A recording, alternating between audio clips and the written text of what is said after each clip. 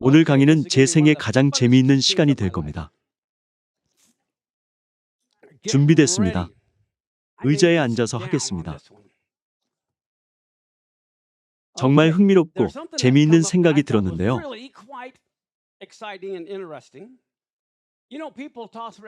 사람들이 100만, 10억, 1조를 얘기해도 사실 우리에게는 큰 숫자라는 것 외에 별 감흥이 없죠.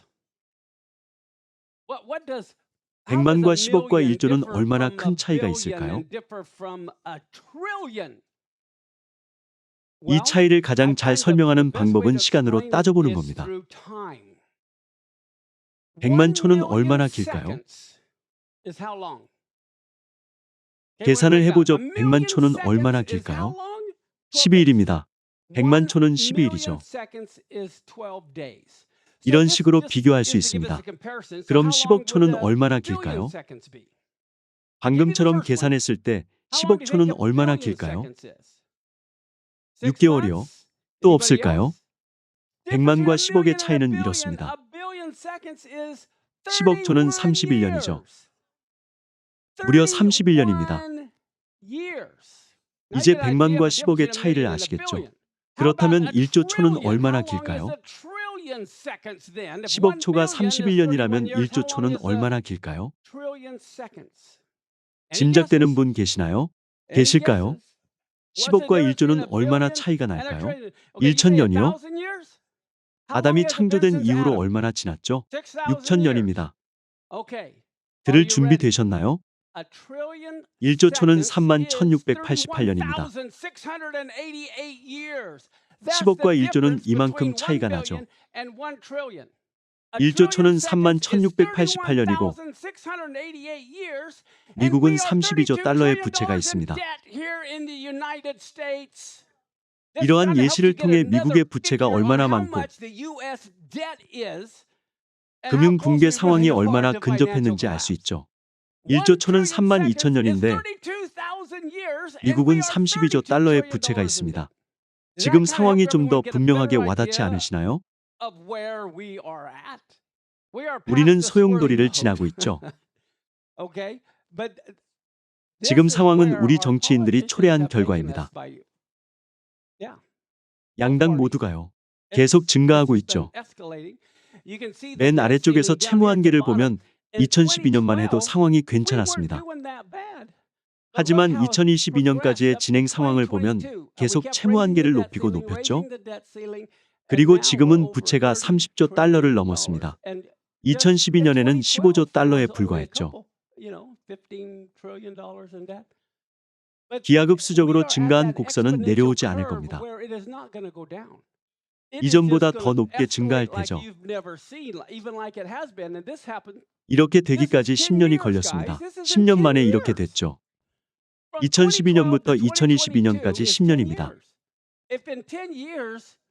10년 만에 32조 달러까지 증가했다면 우리는 이 증가세를 버티지 못할 테죠. 우리는 마지막 때를 살고 있습니다. 마지막 날들을 살고 있죠. 전쟁이 일어나는 걸 보고 싶다면 세계 경제가 붕괴할 때까지 기다리십시오.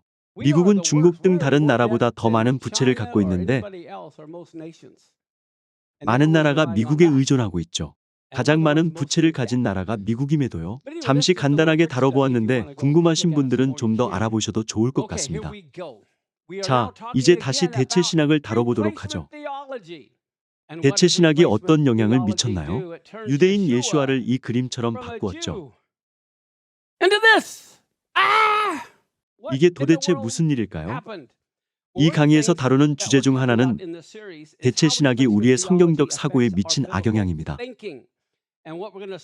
오늘 강의에서는 히브리적 사고방식과 학습법을 잃어버린 것에 관해 다룰 텐데 학습법에 관해서는 지난번에 한 책을 추천해 드렸습니다. 또 메시아 시대 당시의 문화도 잘 알지 못하죠.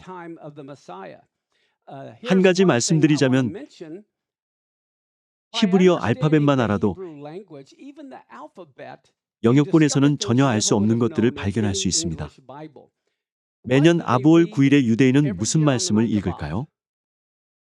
그렇죠. 예레미야의 가서를 읽죠. 여기서 흥미로운 점을 나누자면 예레미야에 가서는 몇 장으로 이루어져 있을까요? 5장이죠. 1장에 몇 구절이 있을까요? 몇 구절이 있나요? 22절이 있죠. 히브리어 알파벳이 22자이기 때문입니다. 각 구절이 알파벳 순으로 나열돼 있죠. A부터 G까지 26자가 있는 영어로 예를 들면 첫 번째 구절은 A로, 두 번째 구절은 B로 시작하고 다음 구절도 이어서 C와 D로 시작하는 겁니다. 이해되시나요? 이렇게 히브리어로 1장을 보면 22개의 구절이 알파벳 순으로 나열돼 있죠. 2장에는 몇 절이 있을까요? 22절이 있습니다. 4장에는 몇 절이 있을까요? 22절이 있죠. 5장에는 몇 절이 있을까요? 빨리 감을 잡으셨네요. 총 5장 중에서 가운데 장인 3장에는 몇 절이 있을까요? 66절이 있죠. 그래서 처음 세 구절이 A로 시작하고 다음 세 구절이 B로 시작하고 또 다음 세 구절이 C로 시작합니다. 히브리어 알파벳 알레프 베이트 기멜로요. 그런데 히브리어를 모르면 책 전체에서 각 절의 첫 글자가 알파벳 순으로 돼 있음을 알 수 없죠. 여기서 한 가지 예외를 짚어드리자면 영어로 예레미야에 가서 1장을 보면 H, S, J 등 각 절에 규칙이 없어 보입니다.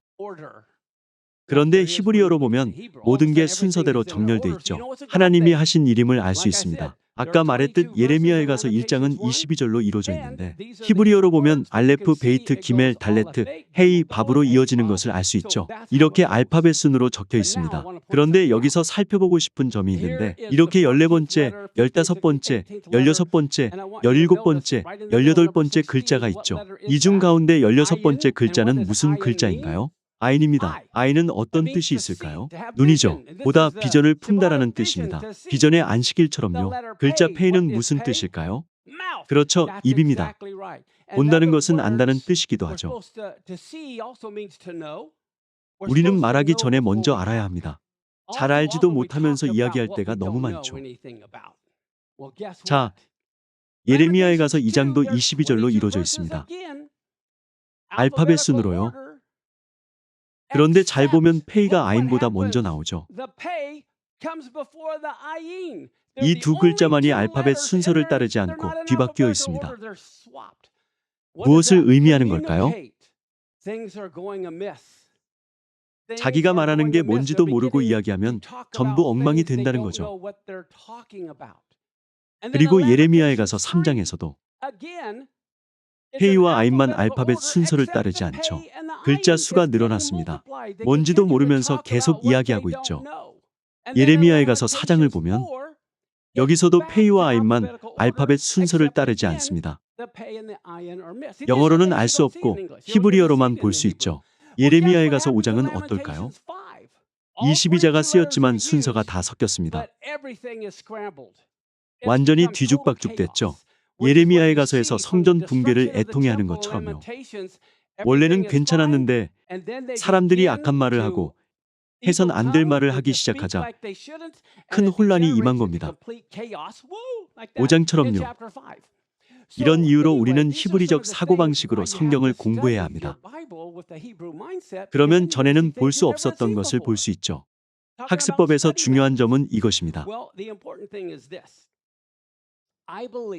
저는 히브리어가 창조의 DNA라고 믿죠.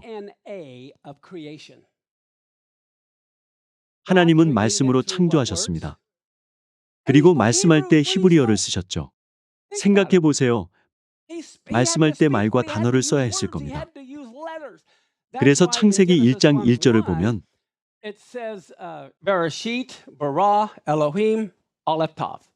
이 말씀을 이렇게 번역할 수도 있는데 태초에 하나님이 알레프부터 타브까지 히브리어 알파벳을 창조하시니라.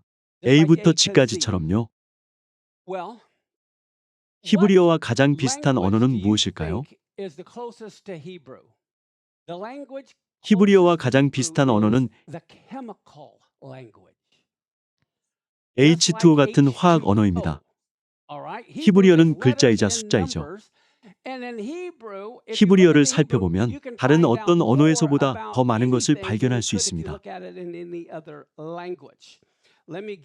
예를 들어 드리죠. H2O는 물만 뜻하는 게 아닙니다. 수소와 산소가 있죠. 더 많은 요소가 있습니다. 마임을 보면 히브리어로 마임은 물을 뜻하죠. 보다시피 맴 2개와 유드 1개로 이루어져 있습니다. 화학 언어와 아주 비슷하죠. 2개와 1개가 결합했습니다. 히브리어의 각 글자는 원소와 같죠. 글자들을 서로 합치면 진정한 현실을 알 수 있습니다. 히브리어 알파벳을 배우면 무엇이 현실인지를 알 수 있죠. 현실은 글자와 숫자로 이루어져 있기 때문입니다. 계속 진도를 나가보죠. 준비되셨나요? 창세기 2장 19절부터 보겠습니다. 여기를 보면 아담의 창조를 그린 그림이 있죠. 창세기 2장 19절을 보면 여호와 하나님이 흙으로 각종 들짐승과 공중의 각종 새를 지으시고 아담이 무엇이라고 부르나 보시려고 그것들을 그에게로 이끌어 가시니 아담이 각 생물을 부르는 것이 곧 그 이름이 되었더라. 이 사람의 이름이 무엇이죠? 아담이죠. 알레프, 달레트, mem까지 세 글자가 있습니다. 이 글자들은 인류와 관련해서 어떤 의미가 있을까요? 알레프는 A, 달레트는 D, mem은 M과 비슷합니다. 그래서 아담인 거죠. 발음을 그대로 옮겨서 아담이라는 이름이 나온 거죠. 이 글자들이 의미하는 바는 무엇일까요? 첫째, 알레프는 하나님의 이름에서 첫 번째 글자입니다. 그래서 우리가 하나님의 형상대로 지어졌음을 알려주죠. 또 세 글자로 이루어진 것은 우리가 영혼육의 삼중적 존재임을 알려줍니다. 데살로니가전서 5장 23절에서 말씀하길 평강의 하나님이 친히 너희를 온전히 거룩하게 하시고 또 너희의 온 영과 혼과 몸이 우리 주 예수 그리스도께서 강림하실 때에 흠없게 보존되기를 원하노라. 아담이라는 히브리어 단어에서 무엇을 알 수 있나요? 우리는 삼중적 존재이고 하나님의 형상대로 지어졌음을 알 수 있죠. 여기서 한 가지 질문을 하자면 여러분은 혼이 있으신가요? 우리는 아무도 혼이 없습니다. 우리 자체가 혼이며 육을 입고 있을 뿐이죠. 마지막에 남는 것이 혼이죠. 우리는 우리 안에 혼이 있다고 생각하지만 우리 자체가 혼입니다. 하나님의 영이 들어간 몸을 갖고 있을 뿐이죠. 이 사실은 완전히 새로운 관점을 선사해 줍니다. 히브리어를 통해 우리의 유전자 구성을 살펴보죠. 자, 이제 보면 아담이 있습니다. 아담의 이름이 보이시죠? 하나님은 아담을 무엇으로 창조하셨나요? 흙이죠. 그런데 아담아는 흙을 뜻합니다. 아담은 흙에서 왔죠. 아담은 흙을 뜻하는 아담아에서 비롯했습니다. 또 우리는 어디로 돌아갈까요? 흙이죠. 이렇게 히브리어로 아담의 진짜 의미는 우리가 하나님의 형상대로 지어진 삼중적 존재이며 흙으로 만들어졌다는 거죠. 또 뭐가 있을까요? 히브리어로 담은 피를 뜻합니다. 우리가 살려면 피가 꼭 필요하죠. 이것도 화학 언어와 같습니다. 피를 뜻하는 담에는 숫자 값이 있죠. 맴은 40, 달레트는 4. 합하면 얼마인가요? 44이죠. 우리는 어디서 피를 얻을까요? 어머니와 아버지로부터이죠. 노란색 글자 아브는 아빠고 파란색 글자 임은 엄마입니다. 그런데 아브는 3이고 임은 41이죠. 어머니와 아버지를 합하면 44가 되는 겁니다. 피와 동일하죠. 우리가 피를 어디에서 얻는다고요? 엄마 2명이나 아빠 2명에게서 아이가 나올 수 없음을 알려주죠. 놀랍지 않나요? 이 모든 게 히브리어에 있습니다. 창세기 2장 7절을 보면 여호와 하나님이 땅의 흙 아담아로 사람 아담을 지으시고 생기를 그 코에 불어넣으시니 사람이 생명이 되니라. 우리 안에 혼이 있는 게 아니라 우리 자체가 혼입니다. 그리고 엄청난 말씀이 나오는데 가인이 아벨을 죽인 후 창세기 4장 10절에서 하나님이 이르시길 내가 무엇을 하였느냐? 내 아우의 핏소리가 땅에서부터 내게 호소하느니라. 여기에 담과 아다마가 있죠. 그런데 영어에서는 볼 수 없고 히브리어로만 볼 수 있는 놀라운 점은 피가 복수형이라는 겁니다. 내 형제의 피들인 거죠. 태어나지 못한 모든 세대가 땅에서부터 호소하는 겁니다. 영어로는 단수형인지 복수형인지 알 수 없죠. 히브리어로는 피가 복수형으로 쓰였습니다. 내 모든 형제의 피들이 땅에서 호소한다는 거죠. 피를 제외하고 우리는 또 무엇으로 이루어졌나요? 무엇이 꼭 필요하죠? 우리 몸은 70%가 물입니다. 아담의 맴은 물, 곧 마임을 뜻하죠. 그래서 우리가 물로 이루어졌음을 알 수 있습니다. 또 뭐가 있을까요? 피는 우리의 육적인 부분을 나타냅니다. 우리는 영으로만 살거나 육으로만 살 수 있죠. 우리 삶의 과제는 육과 영을 하나로 합치는 겁니다. 보통 인간의 몸은 60가지 요소로 이루어져 있고 70%가 물입니다. 70% 정도로 물이 엄청 많습니다. 그런데 이게 끝이 아니죠. 히브리어 단어 아담에는 에드가 있는데 에드는 안개 또는 증기를 뜻합니다. 야고보서 4장 14절을 보면 내일 일을 너희가 알지 못하는도다. 너희 생명이 무엇이냐? 너희는 안개니라. 참 놀랍죠? 너희는 잠깐 보이다가 없어지는 안개니라. 이렇게 아담이라는 단어에서 우리가 흙에서 왔고 피와 물이 꼭 있어야 하고 곧 사라질 안개와 같은 존재임을 알 수 있죠. 대체 신학을 믿으면 이것을 깨달을 수 없습니다. 히브리어와 히브리 문화를 이해하지 못할 테니까요. 자, 이게 끝이 아닙니다. 이 글자는 현대 문자로 쓰였는데 모세가 썼던 고대 문자로 보면 알레프는 황소였죠.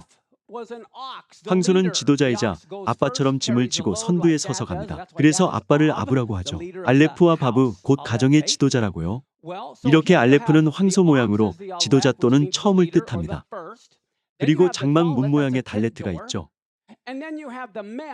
그 다음 물을 뜻하는 맴이 있는데 이 경우에는 쓰나미가 오는 것처럼 혼란스러운 모습이죠. 파도가 몰아치는 모습입니다. 곧 아담은 문을 지나 혼돈으로 들어가는 지도자였죠. 이 문자를 살펴보면요. 이해되시나요? 히브리어는 정말 놀라운 언어이죠. 자, 계속 이어서 보면 불타는 떨기나무가 있습니다. 모세와 불타는 떨기나무를 기억하시죠? 떨기나무에 불이 붙었지만 타지 않았습니다. 왜 그랬을까요?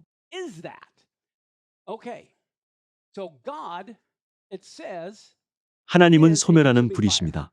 신명기 4장 24절을 보면 내 하나님 여호와는 소멸하는 불이시오. 이 말씀을 믿으시나요? 히브리어로 불은 이렇게 씁니다. 알레프는 강함과 첫 번째를 뜻하고 쉬는 파괴를 뜻하죠. 곧 불은 강한 파괴자입니다. 이게 문자의 뜻이죠. 여러분, 우리는 하나님의 형상대로 지어졌나요? 창세기 1장 26절에서는 우리가 하나님의 형상대로 지어졌다고 합니다. 곧 하나님이 소멸하는 불이시면 우리도 소멸하는 불인 거죠. 하나님의 형상대로 지어졌으니까요. 남자도 여자도 소멸하는 불입니다. 히브리어로 이 사실을 증명해 드리죠. 이렇게 불을 뜻하는 단어가 있습니다. 남자를 뜻하는 히브리어 단어는 이 두 글자에 손을 뜻하는 유드가 추가됩니다. 곧 남자는 불 가운데에서 일하는 사람이죠. 이렇게 남자는 소멸하는 불입니다. 여자는 이샤인데 불과 같은 글자에 드러내다를 뜻하는 헤이가 추가되죠. 불은 금, 은, 보석을 상하게 하는 게 아니라 재련합니다.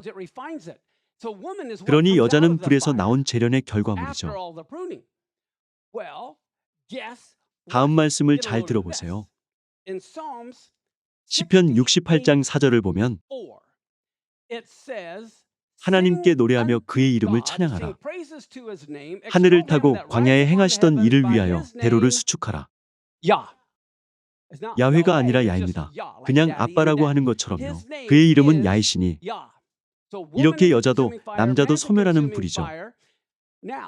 그리고 남자와 여자가 결혼해서 하나가 되면 남자의 유드와 여자의 헤이가 합쳐져서 하나님의 이름이 됩니다. 서로를 소멸하지 않도록요. 이렇게 기록돼 있죠. 그의 이름은 야이시니.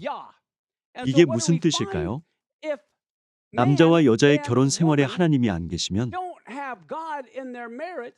그들 사이에는 불밖에 없어서 서로를 소멸시킨다는 거죠. 영어로는 이런 뜻을 알 수 없습니다. 히브리어로만 알 수 있죠?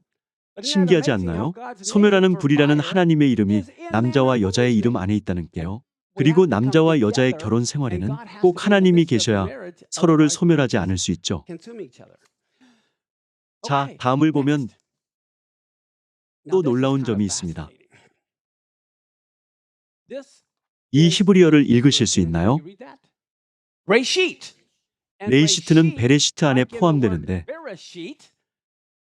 태초에를 뜻하는 베레시트에서 레이시트는 태초를 뜻합니다. 처음을 의미하죠. 그리고 태초에라고 번역되는 베레시트에는 아주 특별한 점이 있는데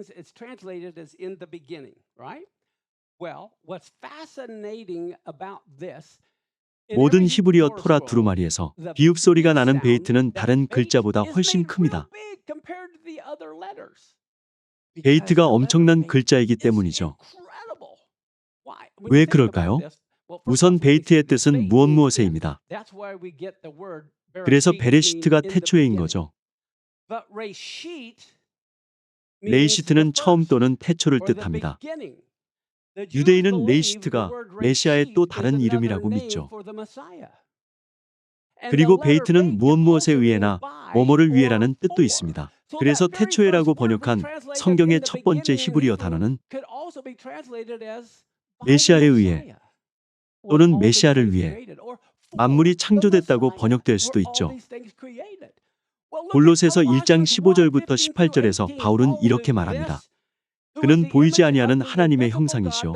모든 피조물보다 먼저 나신 이 레이시트시니 만물이 그에게서 창조되되 하늘과 땅에서 보이는 것들과 보이지 않는 것들과 혹은 왕권들이나 주권들이나 통치자들이나 권세들이나 만물이 다 그로 말미암고 그를 위하여 창조되었고 이게 히브리어 베레시트의 뜻이죠.